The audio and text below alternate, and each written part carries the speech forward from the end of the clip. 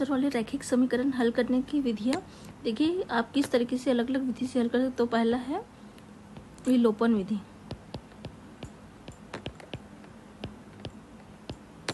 दूसरा प्रतिस्थापन विधि, तीसरा है वज्र गुणनखंड विधि,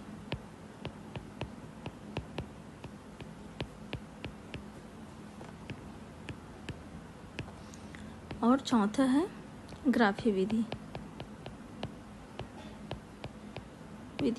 ठीक है, तो इस तरीके से आप 4 तरीके से हल कर सकते हैं।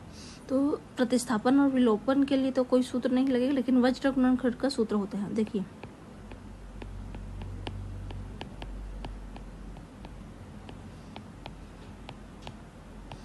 इसके लिए सूत्र होता है, क्या होता है, a1x plus b1y plus c1। ठीक है, इसी से निकलता है सूत्र a2x plus b2y plus c2। इस तरीके से होता है। और इसको लिखेंगे यहाँ पर मैं डायरेक्ट, आप इसको हल करते हैं। क्या होता है, x के लिए निकालना है तो इन दोनों का गुण होगा, b का c2 के साथ और b2 का c1 के साथ। इतना को छोड़ना है और इतना को हल करेंगे तो क्या हो जाएगा, इतना को हल करेंगे तो यहाँ पर होगा b1y c1 b2y c2 ऐसा होगा। और y को तो नहीं लिखेंगे, सिर्फ इसे, तो b1 का इसके साथ और इसका इसके साथ, तो क्या हो जाएगा b1 c2 माइनस इधर होगा b2 c1। ठीक है, यहाँ पास बराबर का चिन्ह हल गया। अब y के लिए हल करेंगे तो y वाला छूटेगा तो क्या बचेगा, a1x a2y a2x इधर c1 c2 होगा।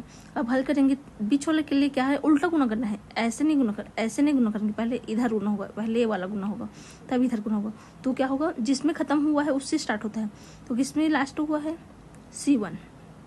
ठीक है, इसमें एक कहाँ लास्ट हुआ है, c1 में, तो c1 से, तो c1 का a2 के साथ, तो यहाँ क्या होगा c1 का a2 के साथ। फिर क्या है, इधर से गुना है तो अब उल्टा भी क्या होगा, इधर से होगा, c2 का माइनस में c2 का a1 के साथ। अब कहाँ लास्ट हुआ है, एक बराबर का चिन्ह है।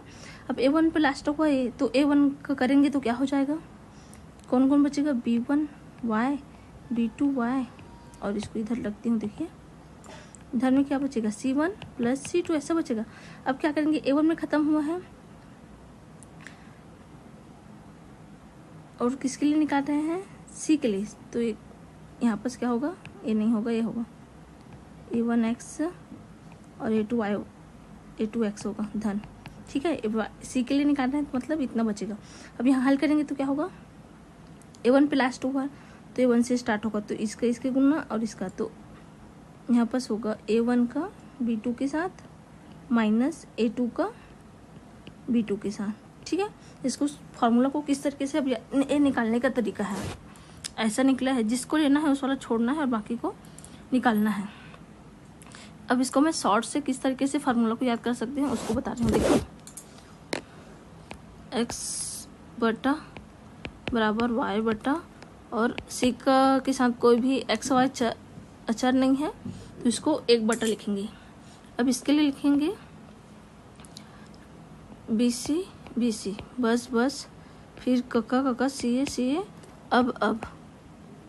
ठीक है, अब इसको मान के दे, इसको 12 21, अब इसमें सब में माइनस चिन्ह लग जाएगा, 12 21 के फॉर्म में, 12 21 इस तरीके से लिख देंगे। तो यही क्या है, शॉर्ट तरीके से आप फार्मूला याद कर सकते हैं और निकालने का तरीका वो है। अब देखिए कोई भी समीकरण दिया है उसको पहला विलोपन विधि से देखिए यहाँ पर हल करेंगे। समीकरण दिया है, इस समीकरण को हम किस तरीके से लिख सकते हैं, और 2x धन y ऋण 5 है तो बराबर के पास जाएगा तो धन 5 हो जाएगा, और 3x धन 2y बराबर धन 8। दोनों तरीके से कर सकते हैं, इधर भी रखेंगे तो भी उधर भी रखेंगे तो भी। देखिए तो इस तरीके से मैं लिख ली हूँ, इसको देंगे समीकरण 1 समीकरण 2।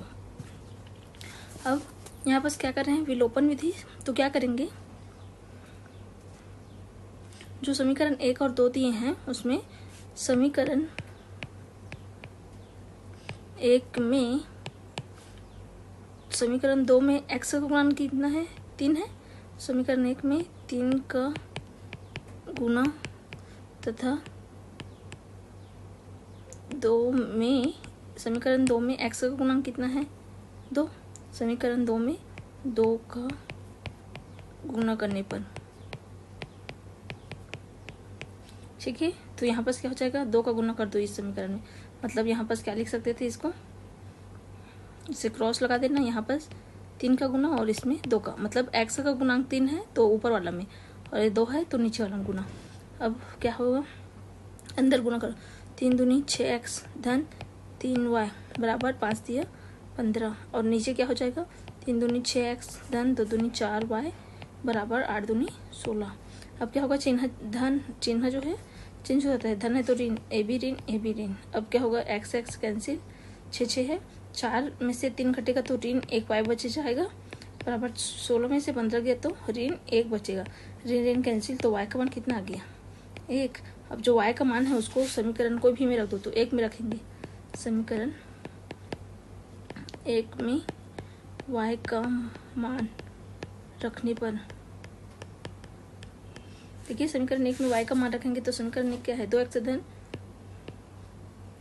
तो x धन y है और y का मान कितना है 1 और बराबर में कितना है 5, मतलब क्या हो जाएगा 2x बराबर 5, 1 धन इधर है तो ऋण, तो क्या हो गया 4, इधर क्या है 2x, तो x बराबर कितना होगा 4/2, 2 दूनी 4, तो x का मान कितना आ गया x बराबर 2 और y का मान कितना है 1, तो 2 मान क्या हो गए x, y मतलब 2, 1 क्या रहेगा, इसका मान आ गया, ये क्या रहेगा आंसर रहेगा, ठीक है। इसी तरीके से प्रतिस्थापन वर्गखंड विधि और ग्राफी विधि को हल करेंगे एक ही समीकरण से।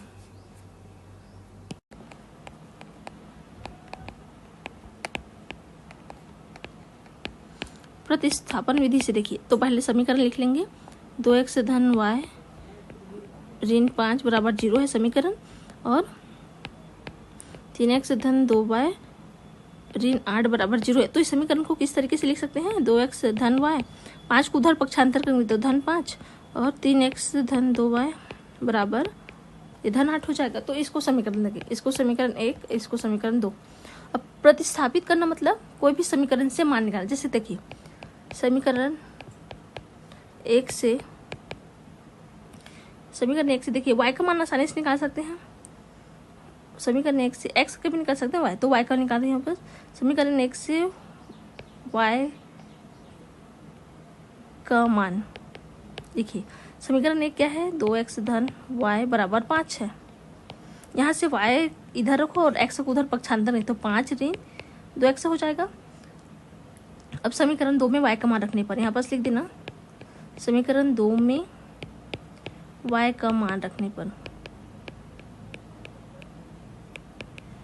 y का मान रखो समीकरण 2 में, समीकरण 2 क्या है 3x धन 2 और y का मान यहाँ पास रखेंगे तो 5 ऋण 2x बराबर 8 है। अब हल करेंगे इसको, तो 3x धन 2 का अंदर गुना, 5 दूनी 10 ऋण 2 दूनी 4x बराबर 8। अब 3x और 4x में से 3x घटेगा तो कितना बचेगा, 4 में से 3 गया तो ऋण 1x बच जाएगा, और 10 को उधर भेजेंगे तो 8, 10 धन में इधर आएगा तो ऋण 10। अब क्या हो जाएगा, इधर ऋण 2 बचा, 10 में से 8 गया तो ऋण 2, और इधर ऋण x है तो ऋण कैंसिल, तो x का मान कितना आ गया 2, और इसको क्या रखेंगे, ये जो y का मान आया है इसमें रख देंगे। तो यहाँ पर हल कर दे रही हूँ मैं, x का मान कितना आ गया 2, और जो y का मान आया है इसको मान लीजिए समीकरण 3। समीकरण 3 में x का मान रखने पर देखिए पलटूंगी तो समझ नहीं आएगा, इसलिए यहीं पर x का मान रखेंगे तो y बराबर कितना है 5 ऋण 2, और x का मान कितना आ गया है 2, तो y का मान कितना आ जाएगा 5 ऋण 4, 5 में से 4 गया तो कितना बचेगा y का मान 1। देखिए पहले वाले समीकरण में भी हल किए तो 2 मान प्राप्त हुए थे, यहाँ भी क्या हुआ है 2 मान प्राप्त हो गया, x का मान 2 और 1। देखिए तो प्रतिस्थापन विधि से x का मान क्या आ गया 2 और इसका मान 1, और पहले हल किए थे उसमें क्या आया है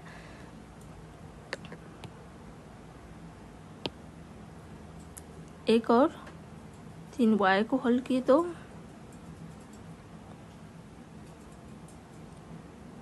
एक्स का मान 1 वाई का मान 3। ठीक है, अलग अलग विधि से अलग अलग निकल सकते हैं। देखिए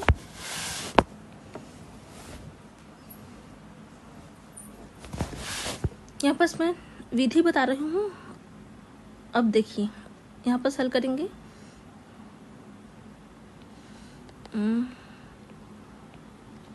वज्र गुणनखंड विधि।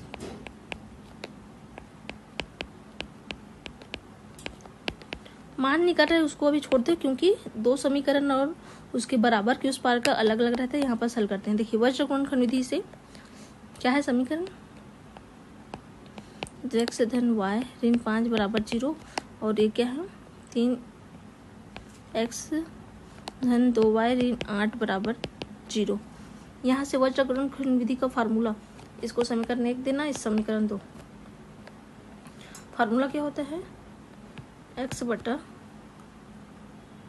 क्या लिखना है, बस बराबर y बटा सी ए कका बराबर 1 बटा ए बी। अब ठीक है, माइनस, अब इसको 12, इसको 21, 12 21 12 21। ठीक, अब मान रख देंगे। यहाँ से देखिए ए क्या हो जाएगा, A1 B1 C1, ये क्या होगा A2 B2 C2 हो जाएगा।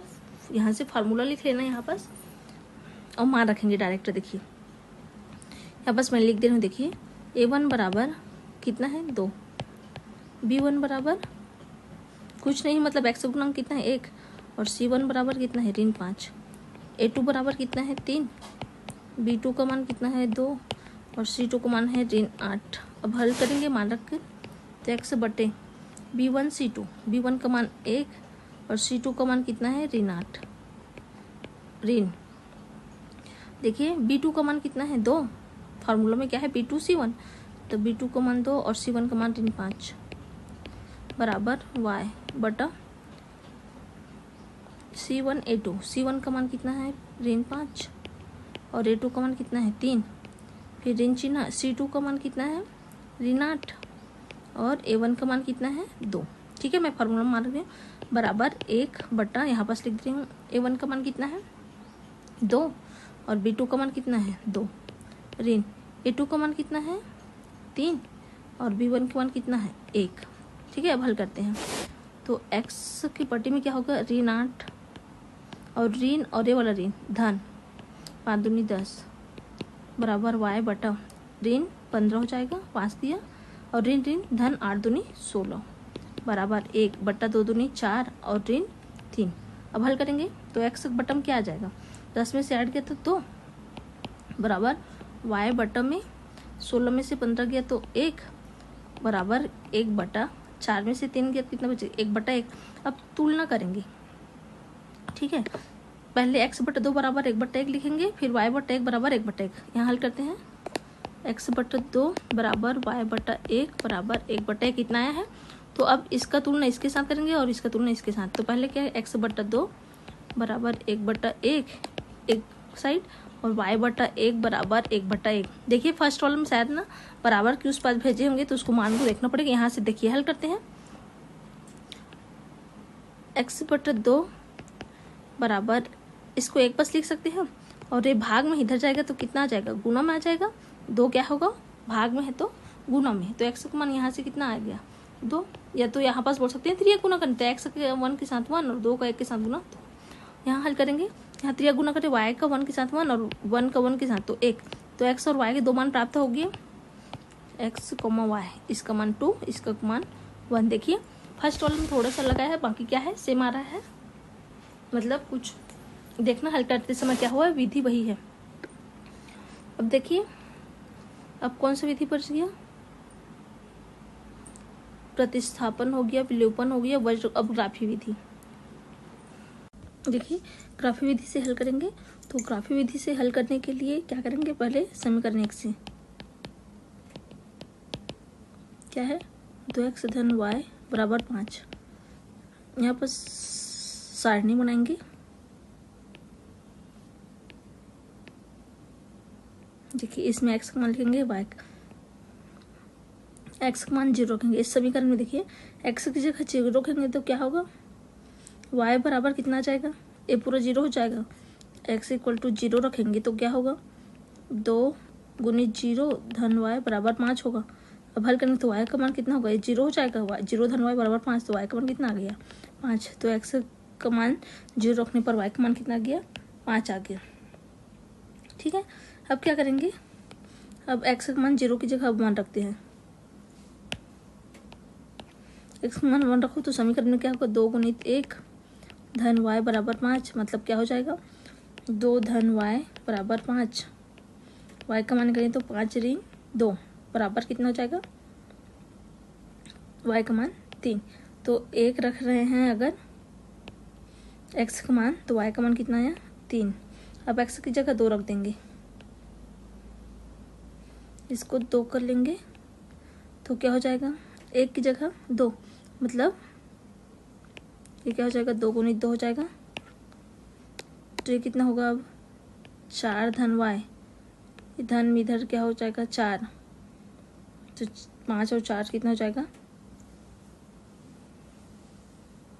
अच्छा इधर जाएगा तो क्या होगा ऋण होगा। देखिए x बराबर 2 के लिए क्या होगा हल, यहाँ तक समझ आ गया। देखिए क्या किए हैं, x का मान 2 रखें तो 4 धन y बराबर 5, तो y का मान 5 ऋण 4, मतलब कितना आ गया है y का मान 1। तो x बराबर 2 के लिए क्या हो गया, y का मान 1। अब इसी तरीके से 3 रख देंगे, x का मान 3 रखेंगे तो क्या हो जाएगा, देखिए इसको मिट लेते हैं।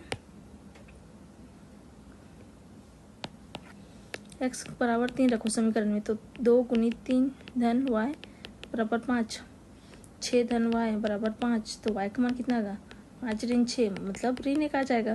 तो यहाँ क्या हो जाएगा ऋण 1 आ जाएगा। इसी तरीके से अब दूसरा समीकरण को हल करेंगे। ये पहला के लिए क्या हो गया सारणी, इसी तरीके से समीकरण 2 से सारणी क्या निकलेगा, 3x धन 2y बराबर 8 है। यहाँ पर सारणी बना लेंगे, x का मान y, x का मान एक बार 0 रखेंगे, 1 रखेंगे, 2 रखेंगे और 3 रखेंगे। ठीक है, एक एक्स्ट्रा डब्बा है तो यहाँ पर 0 रखेंगे समीकरण में, तो ये वाला 0 हो जाएगा। तो 2 क्या हो जाएगा, 3x धन 2y बराबर 8, इसका मान 0 रख दें, 3 गुणित 0 धन 2y बराबर 8। तो यहाँ से क्या हो जाएगा, ये तो पूरा 0, तो 2y बराबर 8 और 2 एकम 2 चौक 8, तो y का मान कितना आ गया 4, 0/4 आ गया। इसी तरीके से हल करें, x का मान अब क्या रखेंगे 1, x की जगह मैं रखूँगी 1, तो 3 गुणित 1 होगा। ठीक है, तो 3 धन 2y बराबर 8, तो 2y बराबर 8 ऋण 3, तो 2y का मान कितना आ गया, कितना हो जाएगा 5, 8 में से 3 5 और नीचे में 2 है, y का मान 5/2। और ये क्या है,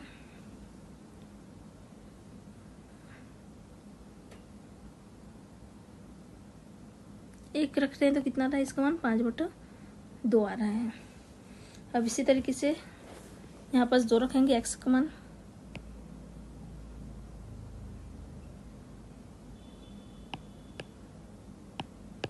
x की जगह अब 2 रखते हैं, तो 3 गुणित 2 धन 2y बराबर 8, 6 हो जाएगा, 2y बराबर 8, तो 2y बराबर 8 ऋण 6, कितना बचेगा 2y बराबर 2, 2 से 2 कैंसिल, तो y का मान कितना आ गया 1, जब 2 रखें तो 1। अब 3 रख के देखते हैं,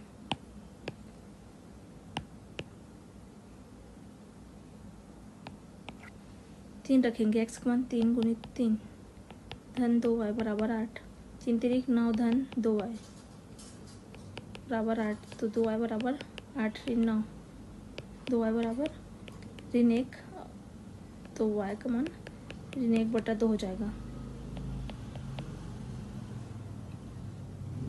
इसी तरीके से 4 रख के देखेंगे,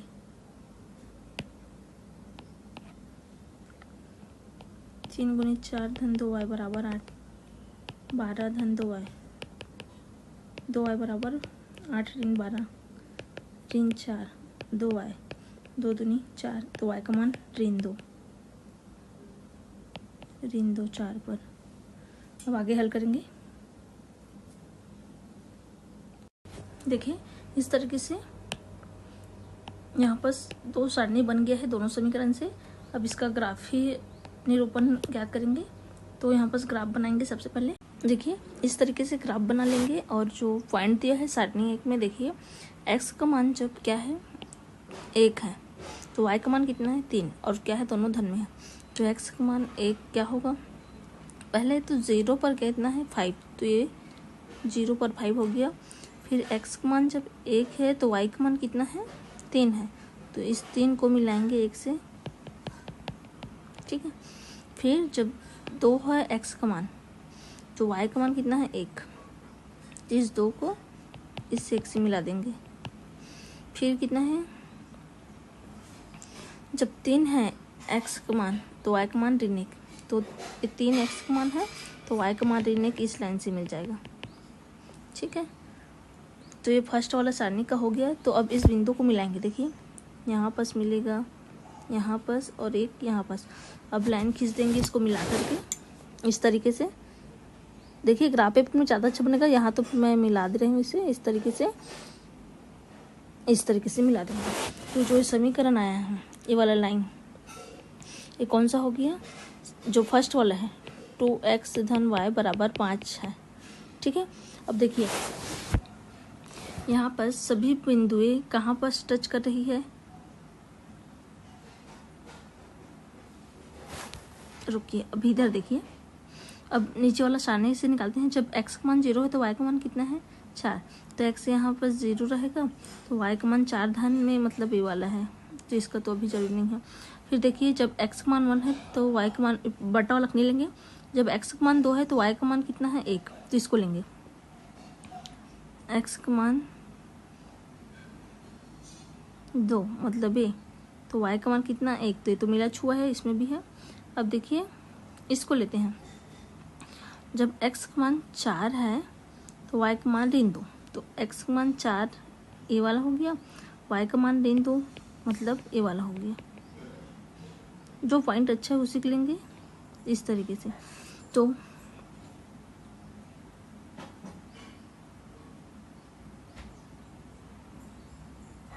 इसका ग्राफ जो खींचेंगे वो किस तरीके से होगा,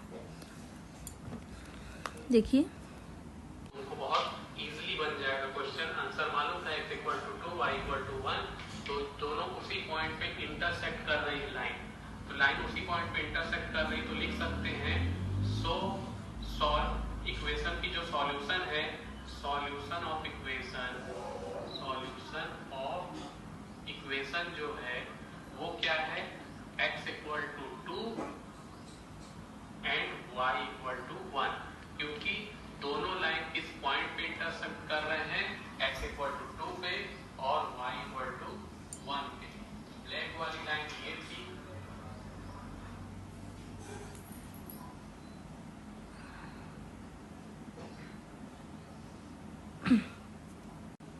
देखिए यहाँ पर x वाला जो ग्राफ है सभी बिंदु जो है 2 पर मिल रहे हैं, किसमें x के लिए। तो x का मान कितना हो जाएगा यहाँ से 2, और y का देखिए ये y का मान एक बार 4 रखे थे और इधर में क्या है ऋण 2, तो ये किससे मिल रहा है, जो लाइन है इससे होते हुए आ रहा है, देखिए आगे बढ़ रहा है तो 1 पर मिल रहा है y का मान। तो x का मान 2 और y का मान 1 इस तरीके से आ गया। इसी तरीके से आप चारों विधि से समीकरण हल कर सकते हैं।